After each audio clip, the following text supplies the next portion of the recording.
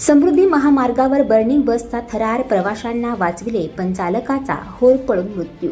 वैजापूर समृद्धी महामार्गावर पहाटे भीषण अपघात घडला, ज्यामुळे परिसरात एकच धावपळ उडाली.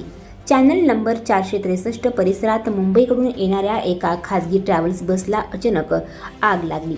काही क्षणातच आग इतकी भयंकर पसरली की बस पूर्णपणे जळून खाक झाली. या बसमध्ये एकूण 29 प्रवासी प्रवास करत होते. आग लागली तेव्हा बस चालकाने तात्काळ रस्त्याच्या कडेला बस थांबवली, पण आगीचा वेग इतका जास्त होता की चालकाचा दुर्दैवी मृत्यू झाला. तथापि बसमधील उर्वरित 28 प्रवाशांनी तत्परतेने बसमधून बाहेर उड्या मारल्या आणि आपले प्राण वाचवले. जखमी प्रवाशांना त्वरित रुग्णवाहिकांद्वारे छत्रपती संभाजीनगर येथील सरकारी आणि खासगी रुग्णालयांमध्ये दाखल करण्यात आले असून त्यांच्यावर उपचार सुरू आहेत.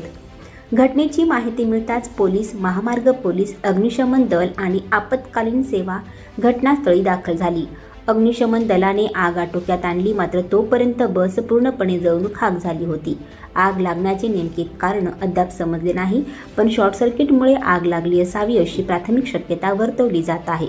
पोलिसांनी घटनास्थळी तपास सुरू केला आहे. या घटनेमुळे समृद्धी महामार्गावरील वाहतूक काही वेळासाठी विस्कळीत झाली होती.